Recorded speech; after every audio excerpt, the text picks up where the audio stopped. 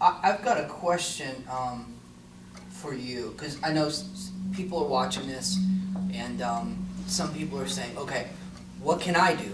So lay out 2 or 3 things that a believing Christian can do to work toward helping people who may be struggling with homosexuality, who may be struggling with some other bondage in their life. Like, what are things? Let's even stick to the homosexuality thing, because that's really that's really the track we're going. And what could someone do who says, okay, I hear you, I want to be a prophetic voice, I have a heart of compassion, Jesus put that in me, you're challenging me, and I'm responding to the challenge. What can I do? Right. I hear that a lot. I've got a friend, I've got a loved one, I've got a brother, I've got a sister, I've got a family member who's in homosexuality. The first thing you need to do is, one, pray for them. And pray that God would open their eyes. Pray that they come to a point in living in this sin that they become dissatisfied. The second thing you need to do is don't break relationship. It is so important to maintain relationship.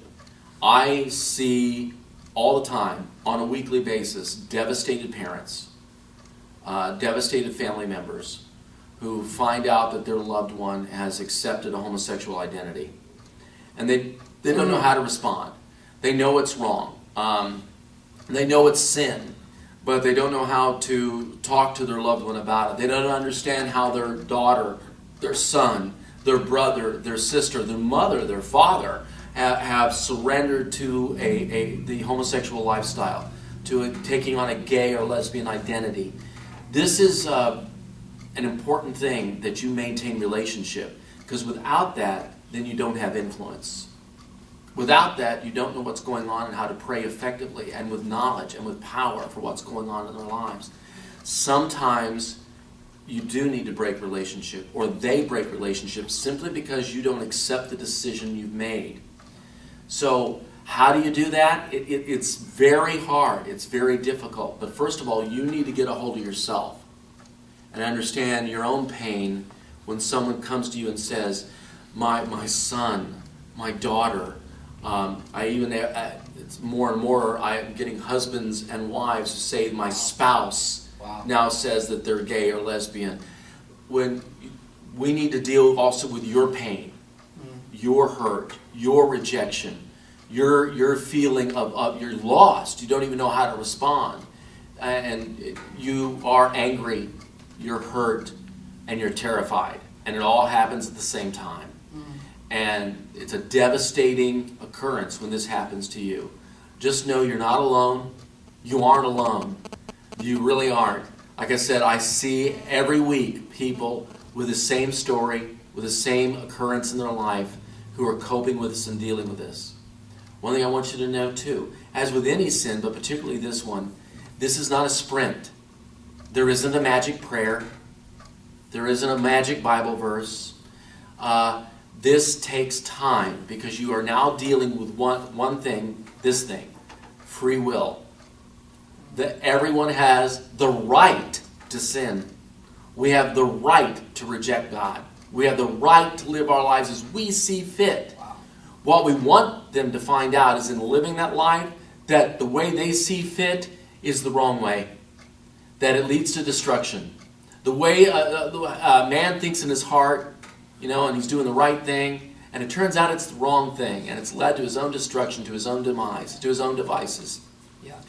This is where it's so important for you to maintain that relationship, to talk about, we'll give you ideas on how to pray for. Specifically, too, when we sit around in our parents' groups and we're talking about one another, and by the way, those are absolutely confidential. We screen you first. We don't let just anyone in.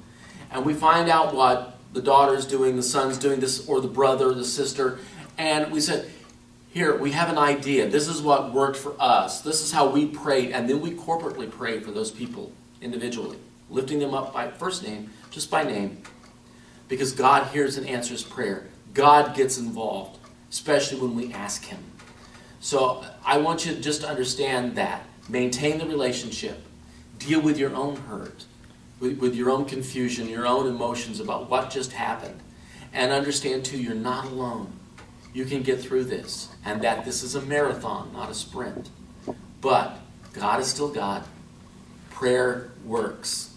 And we are asking God to get involved. Anne Heche's mother, Nancy Heche. Some of you may know who Anne Heche is. She's an actress. She is now married. She used to be the partner for Ellen DeGeneres. And she left lesbianism, got married, has children.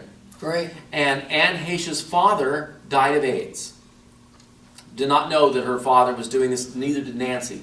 But Nancy, I've seen her at conferences, and Nancy has a book out, and I don't remember the title off the top of my head, but she said this, and it confused me at first when she said that you ask God to bless them. And I thought, no, wait just a minute here, because we all think blessing is, oh, that's a good thing. But when you actually look at the Hebrew, and what some of the words used for blessing are, yes, you're asking God to get involved. Get in that situation, God. You know, and that person that's in that situation when God is blessing them may not feel like it's a blessing at the time. So you've got to just understand this. You're asking for God to get involved. God get in there. God bless them. God let them open up their eyes. Protect them. Spare their lives. Spare their health. But let them see that where they are is a dead end. Wow. And that it's a failure.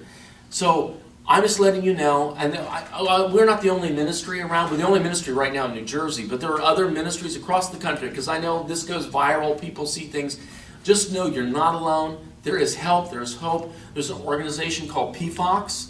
I'm set on the board of directors for PFOX, Parents and Friends of Ex-Gays and Gays, and we have tools, and we have literature, and ways to equip you in how to deal with these issues. There's Restored Hope Network, a national and international organization that helps those who want to leave the homosexual lifestyle, as well as the family organization is PFOX. You're not alone. We're there to help you. We're here to equip you. Just know that God's still in control. And this is a process of learning how to change you. God's dealing with you too in this situation as you surrender to Him and learn to trust Him in this situation. And you know what? We all need to change in some degree. And what I want you to hear today is that we are for gays, not against gays. This is not like, we're against you, we hate you. Like, no. He's for you, and He wants to help you. So if you're struggling with homosexuality, you can visit Living Free New Jersey, NJ, livingfreenj.org, and you can find help. And